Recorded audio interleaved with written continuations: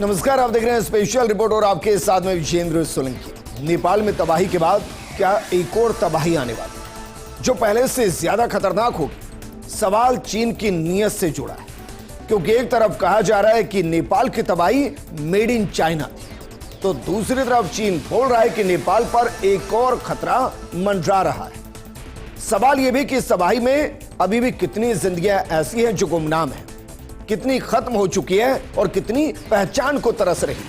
सवाल भारत को लेकर भी है, क्या गंडक नदी उत्तर प्रदेश और बिहार में तबाही ला सकती है? और जो नेपाल में हुआ, क्या वो भारत के उन राज्यों में हो सकता है जहां हिमालयन रेंज है?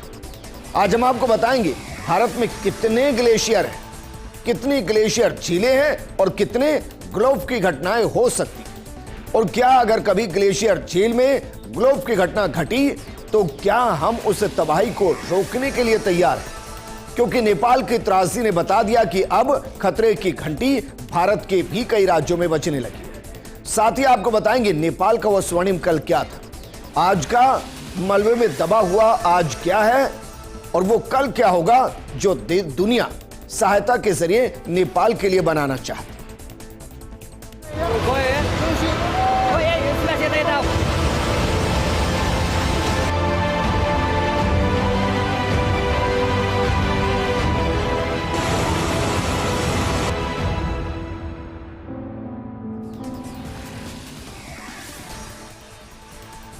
नेपाल के दो कल के बीच में, एक जो बीत चुका और एक कल जो आने वाला है, उसके बीच में वर्तमान खड़ा है, यानी कि आज खड़ा है। और आज की जो हकीकत है वो वाकई में डराने वाली है। जरा एक आंकड़े के साथ प्रोग्राम को शुरू करते हैं और देखिए इस आंकड़े को जरा। सैलाब में 270 लोगों की मौत हो चुकी है, 1400 लापता हैं और कहां से कितने शव बरामद हो चुके हैं जरा देखिए।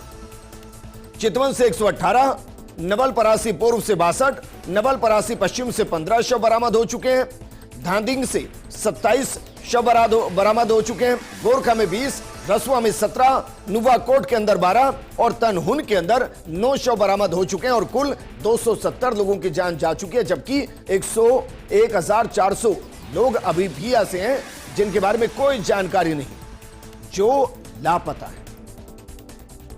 सवाल सिर्फ उनकी जिंदगियों से जुड़ा नहीं है, सवाल इससे भी जुड़ा है कि क्या वो कभी मिल पाएंगे, क्योंकि हमने उत्तराखंड त्रासदी के दौरान बहुत कुछ देखा है और जब इस तरीके से मलबा आबादी को चीरते हुए निकलता है तो सिर्फ सांसें नहीं रुकती, कई बार शरीर मिलते नहीं। और इसीलिए भारत में कहां से कितने नागरिक लापता हैं, ये आंकड़ा और आपके साथ साझा करें। जरा देखिए, कुल अगर तीर्थयात्रियों की बात की जाए तो 288 ऐसे हैं जो लापता हैं, उनमें से त्रिशूली के अंदर 73, पश्चिम बंगाल के 32 नागरिक हैं जो लापता हैं, तमिलनाडु के 86 नागरिक लापता हैं, केरल के 33 नागरिक लापता हैं और इसके अलावा जो अन्य राज्यों से हैं वो 61 नागरिक हैं जो इस पूरी घटना के दौरान लापता हैं और उनके बारे में कोई जानकारी नहीं है। और जब हम लापता कह रहे हैं तो इसका मतलब यह है कि ना तो उनके शव मिले हैं और ना ही उनके बारे में कोई जानकारी मिली है। और जानते हैं क्या हुआ है? नारायणी नदी जो पूजनीय नदी है वो शवों की शमशान बनती हुई नजर है। जरा देखिए, नारायणी नदी में ही कुल बहकर जो शव आए वो 62 थे, जिनमें जो पुरुष थे वो 26, महिलाओं के शव 16, बच्चों के शव 3 और बच्चियों के 7 शव थे। नारायणी नदी जो पूजनीय है उसमें जिंदगियां खत्म हुई और जो शव बाहर निकले वो 62 है। और कितने हो सकते हैं इस बार में ना ही अंदाजा लगाएं तो ज्यादा ठीक है, क्योंकि 9 शव ऐसे हैं जिनकी पहचान ही नहीं हो पाई, जिनको पहचाना ही नहीं जा सका, वो इस स्थिति में। लेकिन इस स्थिति के बीच में जो नेपाल के लिए संकट मोचक की भूमिका में नजर आए वो भारत रहा। भारत ने सिर्फ दोस्ती का हाथ नहीं बढ़ाया, सहायता का हाथ बढ़ाया।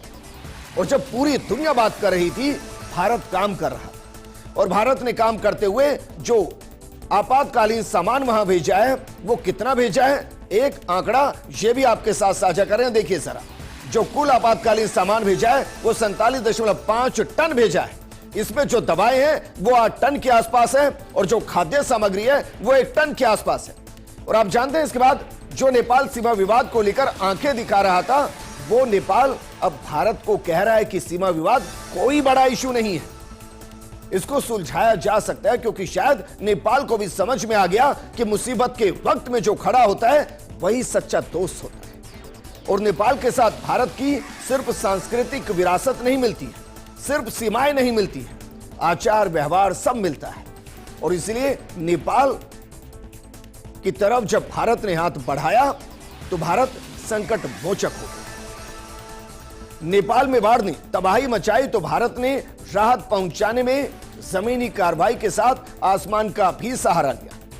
हादसे के कुछ ही घंटों में भारतीय वायुसेना का C-130J-30 विमान 10 टन सहायता सामग्री और जरूरी मेडिकल सामान लेकर नेपाल रवाना हो गया था।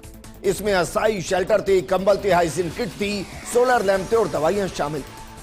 अब सवाल यह उठता है कि आखिर इस इतने बड़े मिशन के लिए जहां हजारों लोगों की जान दांव पर थी, उसके लिए सुपर हरक्यूलिस को क्यों चुना गया? और इसकी चर्चाएं चारों तरफ है, क्योंकि भारतीय वायुसेना का सुपर हरक्यूलिस इस पूरे मिशन पर लगा है और 2 बार वो नेपाल में जाकर सहायता पहुंचा चुका है। 47.5 टन सामान वहां पहुंचा चुका है। आप जानते हैं सुपर हरक्यूलिस को क्यों चुना गया है? क्योंकि इसकी रफ्तार ही पहचान है और इसके अलावा जो इसकी स्पीड है वो है 660 किलोमीटर प्रति घंटे।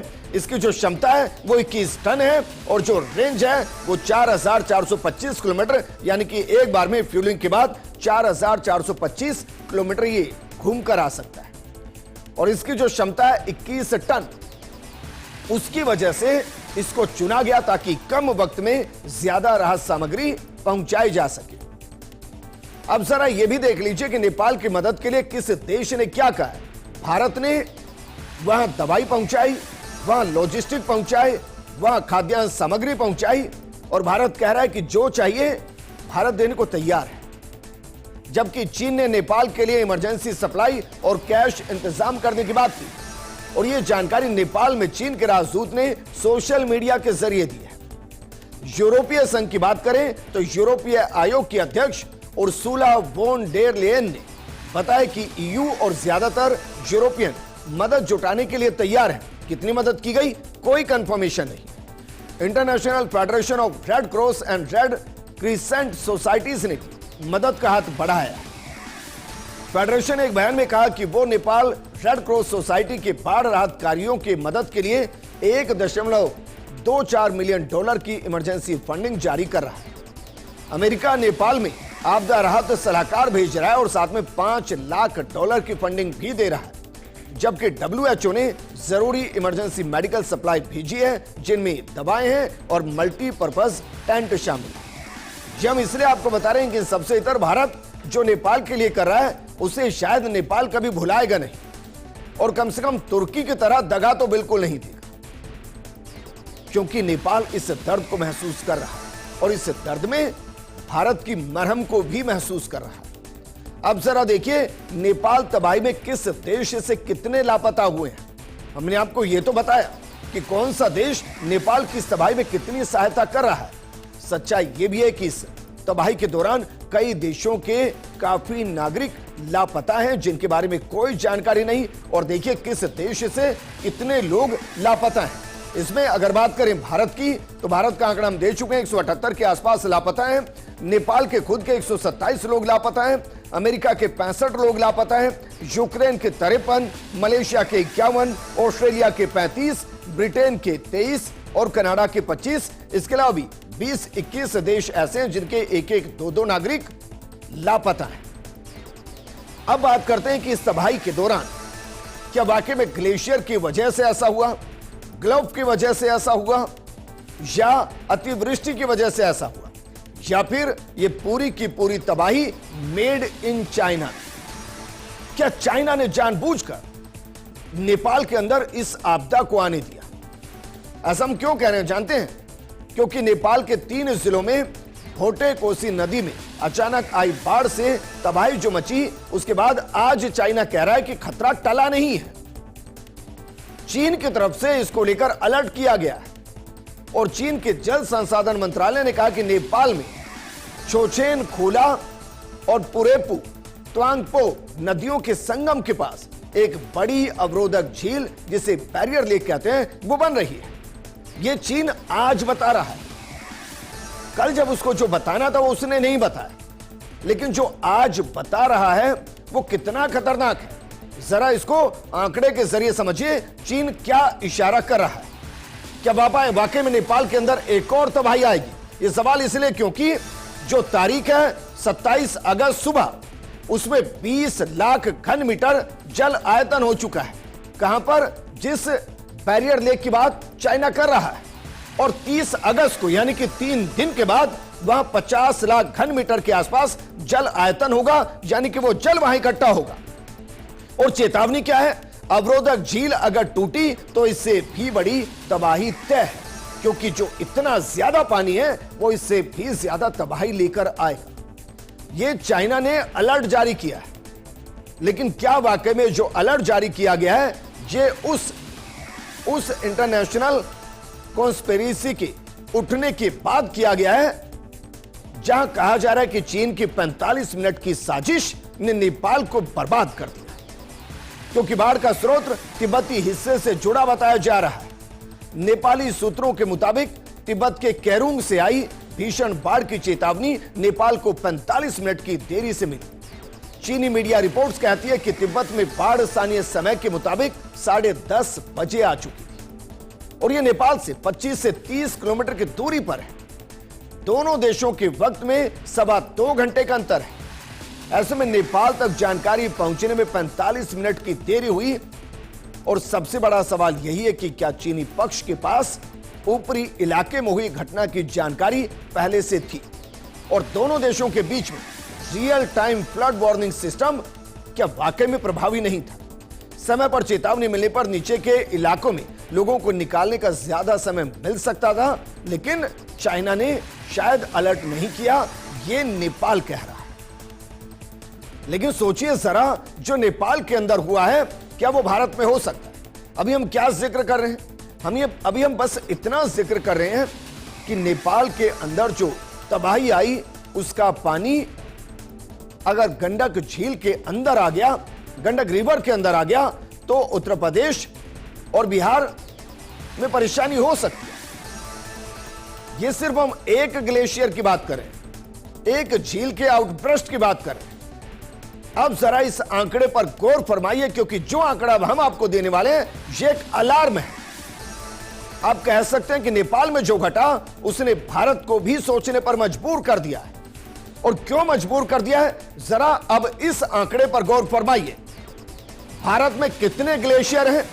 हिमालयी ग्लेशियर डेटाबेस के मुताबिक यह जो आंकड़ा है वो 34,919 ग्लेशियर का है, जबकि 2022 के आसपास जीएसआई के साथ मिलकर जो इसरो इन्वेंट्री ने जो डाटा जारी किया वो 32,392 है। ये इतने ग्लेशियर हैं जो हिमालयन रेंज में है और जो भारत के कई राज्यों से कनेक्ट है, सीधे कनेक्ट। तो जरा अब ये भी देख लीजिए कि किस प्रदेश के अंदर कितनी ग्लेशियर झीलें हैं। अभी जो हमने आंकड़े दिया है वो दरअसल ग्लेशियर का आंकड़ा दिया है। अब हम आपको ग्लेशियर के पानी से बनने वाली झीलों का आंकड़ा देते हैं। जरा एक बार इस पर भी गौर फरमाइए और देखिए। अरुणाचल प्रदेश के अंदर 324 ग्लेशियर झीलें हैं। लद्दाख और जम्मू कश्मीर के अंदर 255 ग्लेशियर झीलें हैं। सिक्किम के अंदर 93 है, हिमाचल प्रदेश के अंदर 958 है और उत्तराखंड के अंदर 1266 ग्लेशियर झीलें हैं। आप सोचिए, ये वो झीलें हैं जिनमें अगर ग्लफ हुआ, ग्लफ का मतलब होता है कि किसी झील के अंदर इतना पानी हो जाना कि उसकी बैरियर टूट जाए और फिर एकदम से पानी आए, जो नेपाल में हुआ है। इतनी झीलें हैं। अरुणाचल प्रदेश में 324, लद्दाख जम्मू कश्मीर में 255, सिक्किम में 93, हिमाचल प्रदेश में 958, उत्तराखंड में 1266। और सबसे ज्यादा चिंता किन राज्यों के अंदर है, जरा एक बार नजर इस पर भी डाल लीजिए। अरुणाचल प्रदेश सबसे ज्यादा ग्लेशियर झीलें यहां पर है, 324 ग्लेशियर झीलों के साथ संख्या के हिसाब से आप इसे इसलिए आगे कह सकते हैं क्योंकि बड़ी बड़ी झीलें ब्रह्मपुत्र बेसिन से जुड़ी भौगोलिक स्थिति के कारण यहां GLOF का खतरा महत्वपूर्ण है, जिसे ग्लफ कहते हैं। इसके अलावा लद्दाख और जम्मू कश्मीर दोनों को मिलाकर 255 ग्लेशियर झीलें हैं CWC की सूची में। ये सब है ऊंचाई और तेजी से बदलता तापमान और कमजोर ढलानों के कारण ग्लेशियर झीलों के फटने के साथ साथ हिमस्खलन और ग्लेशियर टूटने का खतरा बना रहता है। सिक्किम के अंदर सरकार ने सिक्किम की 93 ग्लेशियर झीलों को चिन्हित किया है। इसके अलावा हिमाचल प्रदेश में 958 ग्लेशियर झीलों की एक विस्तृत रिपोर्ट तैयार की गई है। और जिसका जिक्र हम कर रहे थे उत्तराखंड, यहां तो 1266 ग्लेशियर झीलें हैं जिनकी रिपोर्ट तैयार की गई है। और फरवरी 2021 के चमोली आपदा में दिखाया गया कि ऊंचे हिमालय में ग्लेशियर बर्फ चट्टान टूटने से अचानक बेहद शक्तिशाली बाढ़ आ सकती है। सबसे पहले ग्लेशियर समझिए। ग्लेशियर मतलब जहां बर्फ के पहाड़ों या बर्फ जम चुकी हो। ग्लेशियर झीलें उस बर्फ के पिघलने से जो धीरे धीरे पानी इकट्ठा होता है और जहां इकट्ठा होता है वो झील। अब सवाल यह कि GLOF जिसे हम ग्लफ कह रहे हैं वो क्या है, तीनों के बीच के अंतर को भी जरा एक बार समझ लीजिए। जो बर्फ जहां पर है और जो पहाड़ों का रूप ले चुकी है वो ग्लेशियर है। ये बर्फ का विशाल भंडार है। इसके बाद ग्लेशियर झील, जो विशाल भंडार के पिघलने से पानी जहां जमा होता है वो ग्लेशियर झील होती है। लेकिन GLOF ग्लफ उस झील में अचानक फटने से, उसके बैरियर टूटने से जो पानी अचानक से निकलता है, उस पूरी प्रोसेस को GLOF कहते हैं। और यही कहा जा रहा है नेपाल में तबाही के पीछे की वजह इसी को बताया जा रहा है। अब सोचिए, भारत के कितने राज्य ऐसे हैं जहां ग्लेशियर है, ग्लेशियर झील है और वहां ग्लफ की संभावना बनी हुई है। तो क्या हम इसके लिए तैयार हैं? ये सरकार के सामने एक बड़ा सवाल है। और ये बड़ा सवाल इसलिए भी है क्योंकि इस तरीके के खतरों को हम इससे पहले केदारनाथ के अंदर देख चुके हैं। हम उस दर्द को महसूस कर चुके हैं। नेपाल के अंदर हम उस दर्द को महसूस कर रहे हैं। चमोली 2021 के अंदर हमने उस दर्द को महसूस किया। और अब स्थिति यह है कि नेपाल के अंदर जो हुआ है, बगा स्थित गंडक बैराज के 36 गेट खोल दिए गए। वहां से पानी की निकासी लगातार जारी है, क्योंकि ऐसा ना हो कि पीछे से फ्लो इतना ज्यादा हो कि यहां बैराज को ही समस्या पैदा हो जाए। रात 12 बजे बैराज से 1,52,000 क्यूसेक, सुबह 6 बजे 88,000 क्यूसेक, 7 बजे 92,900 क्यूसेक, 10 बजे यहां से 1,04,400 क्यूसेक और इसके अलावा 12 बजे 1,06,600 क्यूसेक पानी छोड़ा गया। मतलब बैराज से हर सेकंड 79.3 लाख लीटर पानी निकल रहा है। और जानते हैं तबाही को आप इससे समझिए, पानी के साथ भैंस, फ्रिज और घरों का सामान भी बह रहा है जो पीछे से आया है और जो बर्बादी बता रहा है। सवाल यह भी है कि इन सब के बीच में कल का वेदर कैसा रहना है। 28 अगस्त को क्या देश के अंदर बारिश होगी? जरा एक बार इस आंकड़े पर भी गौर फरमाइए और देखिए जरा। 26 राज्यों के अंदर बारिश की चेतावनी जारी की गई, जिसमें यूपी, बिहार, दिल्ली है। उसके अलावा 26 राज्य हैं। इस दौरान कहा जा रहा है कि 85 किलोमीटर प्रति घंटे की रफ्तार से हवा चल सकती है, कहीं पर 60 किलोमीटर प्रति घंटे, कहीं पर 50 किलोमीटर प्रति घंटे के हिसाब से हवा चल सकती है। पहाड़ी राज्यों में लैंडस्लाइड का खतरा है, यह बताया गया है। और जो पहाड़ी इलाके हैं उनमें सिर्फ लैंडस्लाइड नहीं, हिमस्खलन भी हो सकता है। और इसलिए भारत को अब यह देखना पड़ेगा कि जो नेपाल में हुआ है वो भारत में ना हो। इसके लिए हम क्या कर सकते हैं, क्योंकि भारत के अंदर ग्लेशियर बहुत ज्यादा है, ग्लेशियर झीलें बहुत ज्यादा है। और सोचिए, अगर किसी ग्लेशियर झील के साथ वो हुआ जो नेपाल में हुआ है तो भारत के कई राज्यों को परेशानी होगी। और इस पर अब बहुत ज्यादा सतर्कता बरतने की जरूरत, क्योंकि ऐसा ना हो कि एक तबाही इंतजार कर रही हो और हम उसको भांप ही ना पाए। क्योंकि जब तबाही आती है तो किस कदर वो सब कुछ बर्बाद करती है वो नेपाल ने बता दिया है। नेपाल का कल कैसा था वो दुनिया ने देखा है। नेपाल का आज कैसा है ये दुनिया ने देखा है। लेकिन नेपाल का कल कैसा होगा यह दुनिया को दिखाना पड़ेगा कि तबाही के बाद हम किस तरीके से वापस खड़े हो सकते हैं। इस प्रोग्राम में फिलहाल इतना ही। बने रहिए फर्स्ट इंडिया न्यूज के साथ, क्योंकि खबरों का सिलसिला लगातार जारी है। नमस्कार।